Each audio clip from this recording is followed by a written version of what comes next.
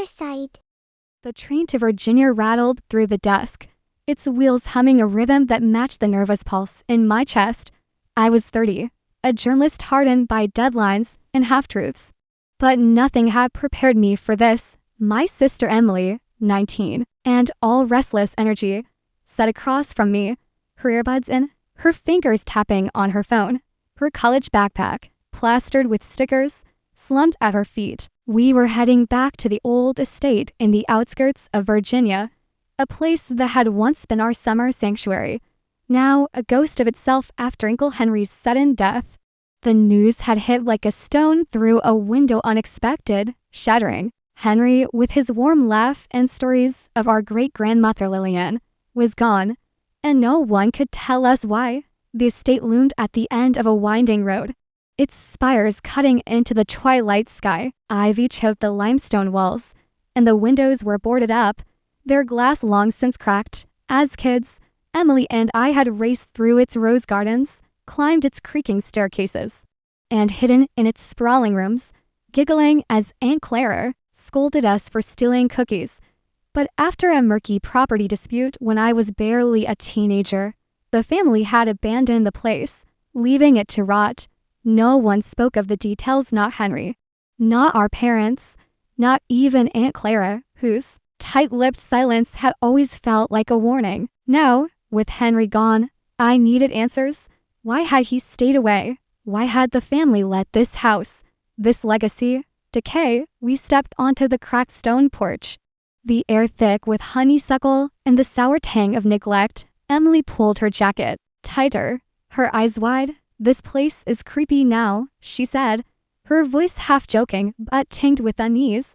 I nodded, my journalist's instincts already buzzing. The front door groaned as I pushed it open, revealing a foyer cloaked in dust. Cobwebs draped the chandelier, and the grand staircase, once polished to a gleam, was dulled by years of abandonment. The portraits that had lined the walls, stern faces of ancestors I'd never known, were gone, leaving only faded rectangles of paint. It was like stepping into a memory that had been half erased. We wandered through the house, our footsteps echoing in the empty rooms. The library still held a few moldering books, their pages brittle. The dining room's long table was covered in a tarp, and the kitchen smelled of rust and forgotten spices. Emily, ever the explorer, tugged me toward the attic. "Remember what Uncle Henry said?" she asked, her voice bright despite the gloom. "There was a room up there we were never allowed to see." I did remember vague warnings about a locked door, a place we were told was unsafe. Curiosity pulled us up the narrow attic stairs, the wood creaking under our weight. At the top, we found it, a wall of thin cement and mismatched bricks, sealing off a section of the attic. It wasn't on the old blueprints I'd found in the library, a yellowed roll of paper tucked behind a broken shelf. "This is weird," Emily said, her brow furrowing. I agreed. This wasn't just a renovation gone wrong, it was deliberate. A secret hidden in plain sight. We grabbed a hammer and crowbar from the shed out back, the Virginia air cool against our skin as we hauled them inside. The cement crumbled under our blows, revealing a warped wooden door. My heart raced as I pushed it open, the hinges screaming. In protest, the room beyond was small, and touched by time. Dust motes danced in the slivers of light that pierced the boarded windows. In one corner sat a rusted safe, its dial tarnished but intact. Beside it were stacks of leather-bound journals and a pile of black and white photographs. Their edges curled like autumn leaves. I knelt by the photos, my breath catching. They showed a woman with sharp eyes and a defiant smile, Lillian, our great-grandmother, in one. She stood beside a man I didn't recognize, their hands clasped, her gaze soft and unguarded. The journals were hers, too, filled with elegant script that told a story the family had buried. Lillian had owned this land, every acre of it, a fortune built on her wit and will. But her legacy had been stolen, her will destroyed in a fire. In 1952, a fire, she wrote, that smelled of kerosene and betrayal. "They erased her," Emily whispered, reading over my shoulder. "Why would they do that?" I didn't know yet, but the journals hinted at a scandal, a love that broke the rules of her time. Lillian had been a force, a woman who defied her era's constraints, and it had cost her everything. The safe, I suspected, held the key to proving it. The next morning, I dove into the county records. My laptop balanced on the kitchen's dusty counter. Years of chasing stories had taught me how to navigate archives, and what I found sent a chill through me. Our great-uncle Charles, Henry's older brother, had run a real estate company that had tried to claim this land decades ago. Charles, who died years before, had signed documents that cut Henry out of the inheritance, leaving him with nothing but a rift that never healed. The dispute had fractured the family, and now, with Henry's death, the pieces were starting to fit. Had Charles orchestrated the destruction of Lillian's will?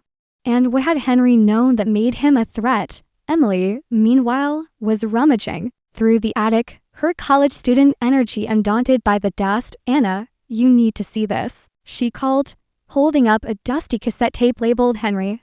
1995. My pulse quickened. We found an old tape player in the basement. Its battery's long dead. But a quick trip to a hardware store in town fixed that. Back in the attic, we pressed play, and Henry's voice filled the room, low and urgent. "If you're hearing this, I'm probably gone. There's a secret. It could ruin them all. Lillian's will was real. They burned it. But I have proof. Check the safe." I stared at Emily, her face pale. "He knew," she said. "He knew they cheated her." I nodded, my mind racing. The safe, the journals, the photos. It was all connected, but we needed more than a tape to fight a family that had buried the truth for generations. The safe's combination was a mystery, and the journals offered no clues.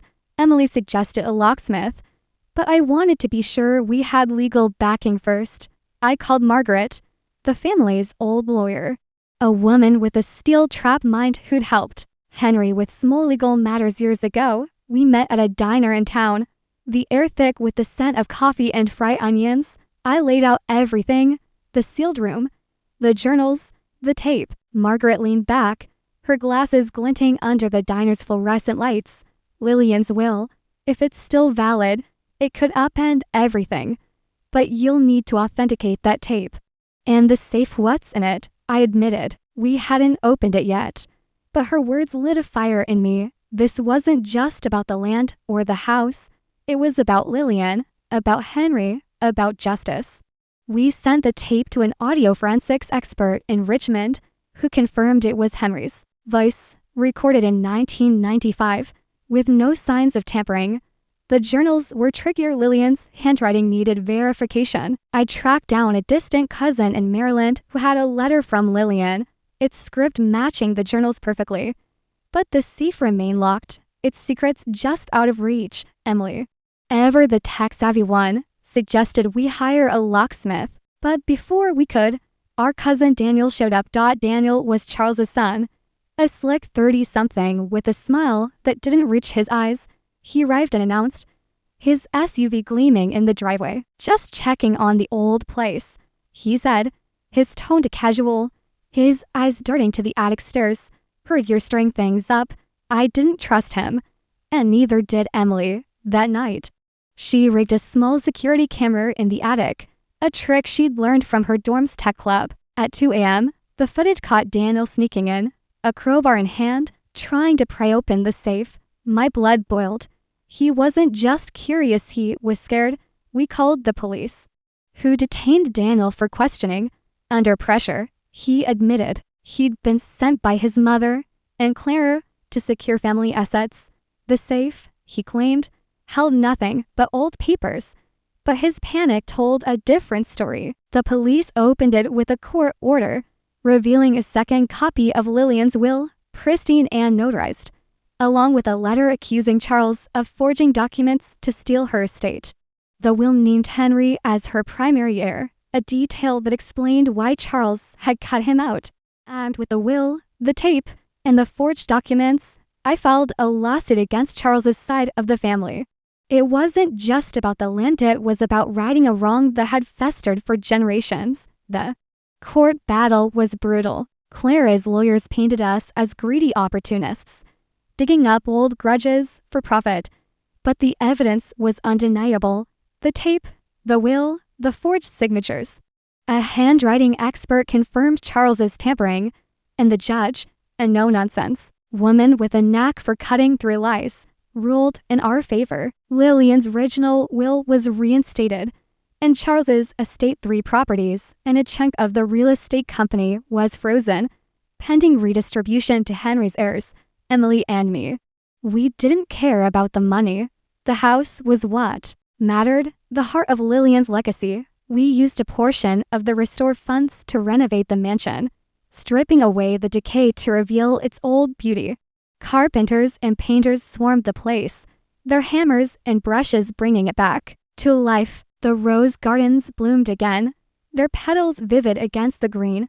The windows gleamed, and the attic became a memorial room for Lillian.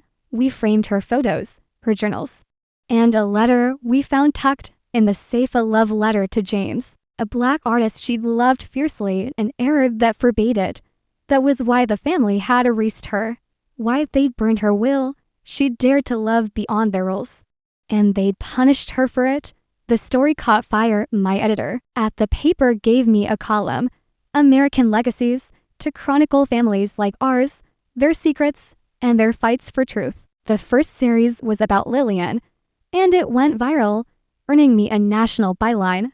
Readers wrote in, sharing their own stories of buried histories, of ancestors silenced by shame or greed. Emily, inspired by the legal battle, switched her major to law, determined to fight for others like Lillian and Henry.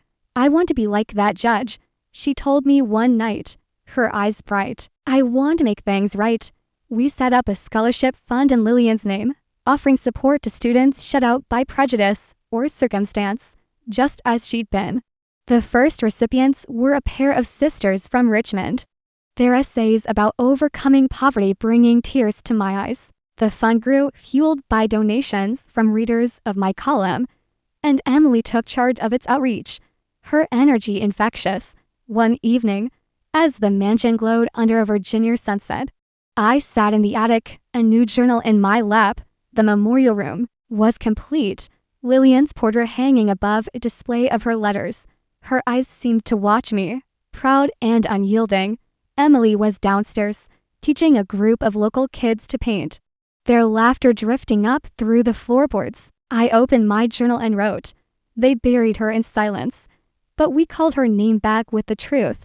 The house was alive again, not just with paint and polish, but with purpose. Lillian's legacy, Henry's fight, our family's fractured past, it was all part of the story we were rewriting. The rose gardens bloomed, the attic glowed with candlelight, and somewhere I felt Lillian smiling. We hadn't just saved a house, we'd saved her name.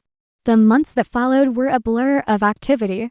The mansion became a hub for the community, its doors open to artists, historians, and anyone curious about Lillian's story.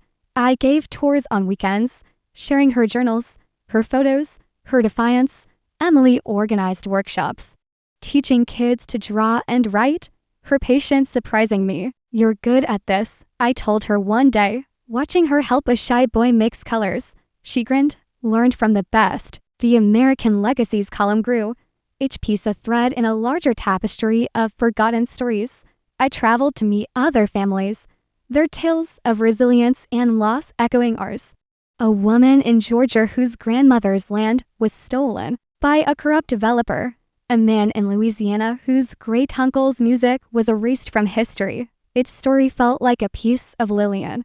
A reminder that the past wasn't just history, it was a fight we were still waging. Daniel and Aunt Clara faded from our lives, their threats empty now that the truth was out. Margaret kept tabs on them, her lawyer's instincts sharp. They're licking their wounds, she told me over coffee. You to shut them up, I smelled, grateful for her support, for the way she'd fought for us like we were her own. The scholarship fund grew, its recipients sending us letters of thanks, their dreams fueled by Lillian's name. Emily threw herself into her law studies, her laptop always open to case files or legal texts. I'm going to be a pain in the ass for people like Charles, she said one night, her grin fierce. I laughed, proud of the fire in her, the same fire I'd seen in Lillian's photos. On the anniversary of Henry's death, we held a ceremony in the mansion's garden. The roses were in full bloom, their scent heavy in the air. Locals gathered, along with a few reporters who'd followed my column. Emily read from Lillian's journal, her voice steady as she shared a passage about love and courage. I unveiled a plaque in the memorial room, engraved with Lillian's words, "Let them judge me, but they will not silence me." As the crowd dispersed, I stood by the roses, Emily at my side. The mansion glowed behind us, its windows catching the last light of the day. "We did it," Emily said, her voice soft. "We brought her back." I nodded, my throat tight. The house was more than stone, and it was a testament to Lillian, to Henry, to us. We'd unearthed the truth, and in doing so, we'd found ourselves. I opened my journal that night, the attic quiet around me.